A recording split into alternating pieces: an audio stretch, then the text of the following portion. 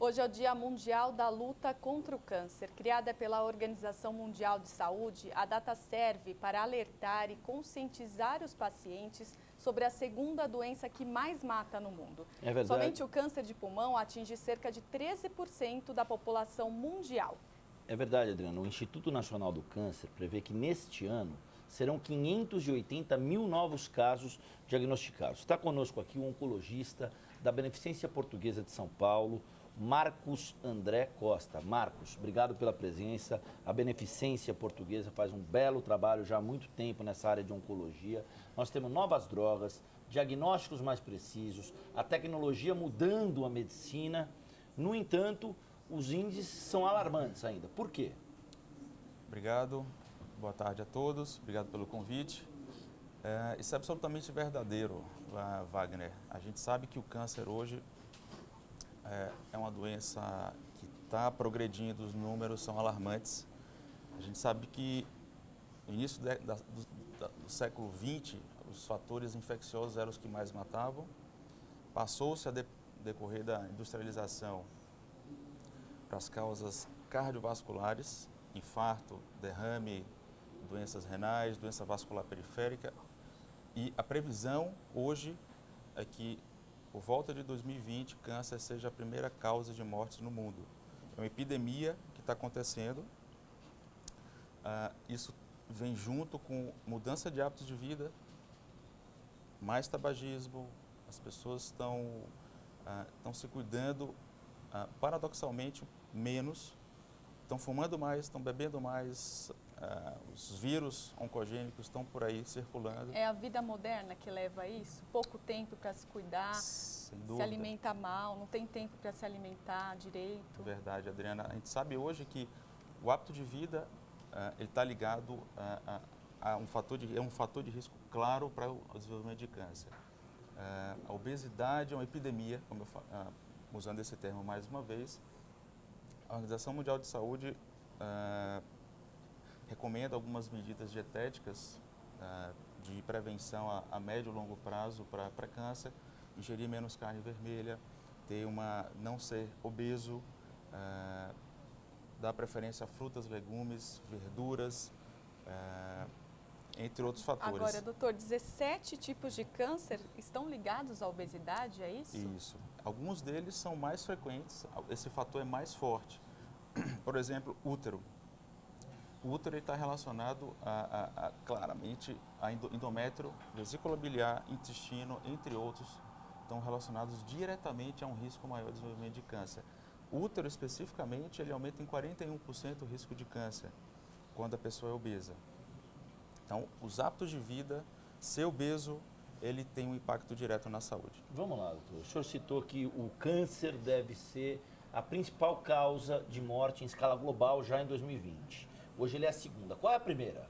Doenças cardiovasculares ainda predomina, infarto, derrame, entre outros. Tá. E essas medidas dietéticas que a OMS recomenda, quais são elas na prática? Na prática, alimentos sem muito sal, alimentos sem muita gordura saturada. Carne vermelha, limitar mais ou menos 500 gramas por semana a ingestão de carne vermelha. As frutas, né? Dá preferência às frutas, comer menos alimentos enlatados, defumados. A gente sabe que no Nordeste se tinha de uma maneira mais frequente o hábito de conservar alimentos fora de geladeira, porque não se tinha geladeira, então eles conservavam o alimento com sal. Isso é muito grave, porque aumenta bastante a chance de tumores de estômago. O exemplo clássico disso é a famosíssima carne de sol. Sim, sim. Agora, doutor, quanto que o diagnóstico precoce está ligado à chance de cura? Essa pergunta é muito importante porque a gente sabe que existem hoje 18 países cuja incidência, na verdade, a probabilidade de uma mulher que tem um diagnóstico de câncer de mama chegar ao 5º ano pós o diagnóstico, 18 países ultrapassam a marca de 85% de chance. Por quê? Porque são países que fazem um diagnóstico precoce e um tratamento correto. Isso vale para homens também, em alguns outros tipos de câncer, mas em mama a gente tem esse dado bastante importante, que 85% dos casos de mama são curáveis, as pessoas estão vivas em 5 anos. Ou, se não são curáveis, o tratamento conseguiu conter a doença e essa mulher está viva em 5 anos depois do diagnóstico. Em próstata, isso chega a 87%, 97% no Brasil, o que é um valor bastante significativo, se aproxima de valores próximos dos Estados Unidos. Isso é espetacular. O câncer de mama é o mais comum em mulheres e o de próstata em homens, é isso? Isso, exatamente. É o que mais mata mulheres e homens. O que mais mata mulheres no Brasil hoje é o câncer de mama, infelizmente, seguido de câncer de pulmão. O que é mais frequente nos homens brasileiros é o câncer de próstata, seguido de câncer de pulmão, que em frequência a gente tem o câncer de próstata, intestino, pulmão, intestino e estômago entre os 3, 4 primeiros. E no Brasil, os homens morrem mais de câncer de pulmão do que qualquer outro tipo de câncer, junto com próstata na sequência. Agora, as pessoas que têm câncer no pulmão, necessariamente são as que fumam ou não? Essa pergunta também é muito importante, porque a gente sabe que o hábito de fumar, o tabagismo, está ligado a 90, 95% de chance de desenvolvimento de câncer. Ou seja, 90 a 95% dos pacientes que têm câncer de pulmão têm uma história de tabagismo. Porém, a gente observa na prática um número que é relativamente alarmante de 10% de pacientes que nunca fumaram e que têm câncer de pulmão. Por quê? Ou fumo passivo ou a poluição atmosférica, de alguma forma atuando nesse sentido. Ano passado, a gente teve alguns dados saindo no início do ano passado, refletindo os resultados do final de 2013, do Congresso Mundial de Câncer de Pulmão, que foi em Sydney, e esse congresso trouxe dados alarmantes. Cerca de 60% dos casos de câncer de pulmão em mulheres em Taiwan nunca fumaram. Isso é um número espantoso. Então tem algo não cigarro que está levando essas mulheres a terem o câncer de pulmão. Talvez a poluição atmosférica ou até o fumo passivo.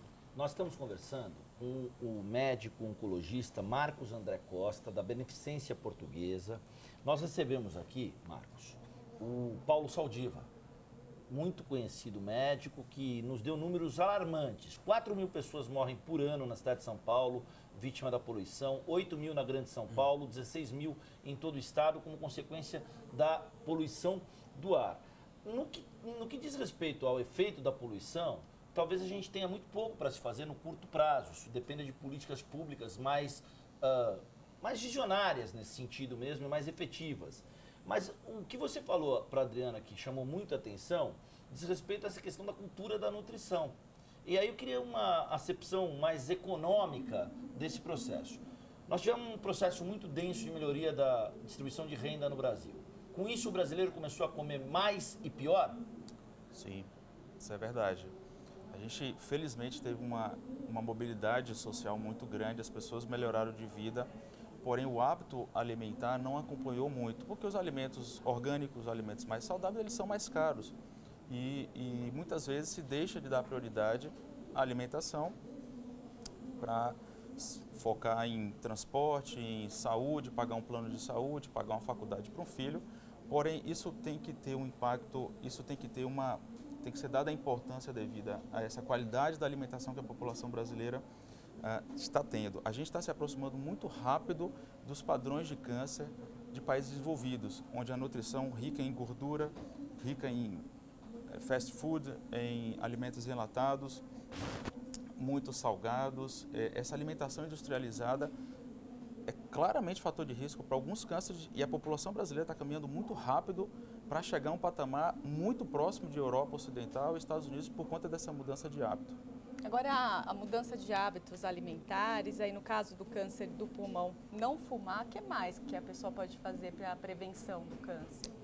Não ser obesa é um bom começo, por conta desses fatores que a gente falou no início da entrevista, de aumentar o risco de 17 tipos de câncer, fazer os preventivos, ginecológicos, mamários, fazer a mamografia, fazer o PSA, o toque retal, para algumas populações mais precocemente, a depender do risco familiar. Então, fazer caminhadas, uma alimentação mais saudável, são medidas gerais, medidas genéricas gerais que ajudam bastante os pacientes, as pessoas que ainda não são pacientes, a não terem o câncer.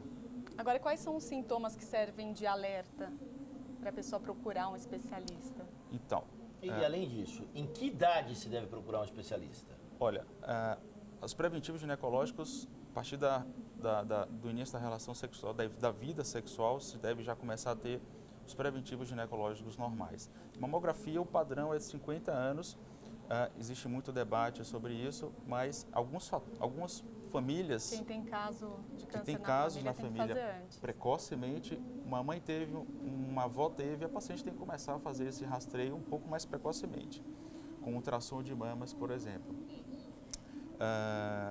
Intestino, 50 anos é o ponto de corte, começar todo mundo, homem e mulher, tem que ter uma colonoscopia. Teve um caso na família também precocemente com câncer de intestino, deve começar acima dos 40 anos a pelo menos uma retossigmoidoscopia, talvez uma colonoscopia, e se tiver tudo ok, não se retirar nenhum pólipo, repete só 5 a 10 anos depois. Então é uma coisa que tem impacto em sobrevida, tem impacto na vida, diretamente na vida das pessoas. O PSA e o toque retal, a mesma coisa acima dos 50 anos, podendo antecipar esse PSA próstata. para próstata em casos na família, um avô, um irmão, um pai. Então tem que estar atento a essas medidas simples. A gente conhece um advogado que infelizmente morreu recentemente, vítima de um câncer fulminante. A gente teve algumas vezes aqui conosco o Paulo Cremonesi, que a gente tinha muita proximidade com ele, vítima de um câncer avassalador de fígado. Quais são os fatores de predisposição de câncer de fígado, especificamente? Olha, a gente sabe que o câncer de fígado é um câncer que não é tão comum, ele está longe de ser os top 5 ou até os top 10 dos mais frequentes. Os fatores de risco mais classicamente associados a ele é o hábito do etilismo, levando a uma cirrose, uma doença parenquimatosa hepática, que é um fator de risco, um substrato para o desenvolvimento do câncer de fígado. Existem vírus que levam a isso, o vírus B e o vírus C da hepatite, e algumas aflotoxinas, como a gente chama, são pequenas toxinas produzidas por um fungo que está em alguns tipos de amendoim, por exemplo, que são estocados em ambiente muito úmido. Então é extremamente importante saber a procedência do alimento, porque essas aflatoxinas se instalam no fígado e cronicamente vão levando a uma inflamação desse fígado, e isso claramente é um fator de risco para câncer de fígado. Legal. Obrigado pelo bate-papo. Hoje é o Dia Mundial da Luta contra o Câncer. Fica aí de alerta. A gente espera que políticas públicas que envolvam oncologistas, cardiologistas, médicos especializados em gastroenterologia sejam desenvolvidas no sentido dessa questão da conscientização para hábitos nutricionais mais saudáveis, como política pública mesmo, e a gente está à sua disposição. Nós conversamos, portanto, com o Marcos André Costa, da Beneficência Portuguesa de São Paulo. Obrigado pelo bate-papo. Obrigado. Só um alerta à população: não fumem. O fumo está associado a é um fator de risco extremamente potente. No homem, dos 8 primeiros cânceres, os cânceres mais incidentes no homem, 5 estão ligados ao cigarro. Então, não fumar é uma bela medida, e as mulheres se cuidem, façam suas mamografias, seus preventivos ginecológicos. Quem tiver alguma dúvida, quiser saber um pouco mais de informações sobre oncologia, eu tenho um site chamado oncopedia.com.br, tem algumas mídias sociais também, Facebook, Twitter, que a gente alimenta diariamente com informações sobre prevenção e tratamentos novos. Legal, obrigado ao Marcos. oncopedia.com.br. Tem dúvidas sobre luta, combate ao câncer, fatores de predisposição? Entre no site oncopedia.com.br. Muito obrigado, meu caro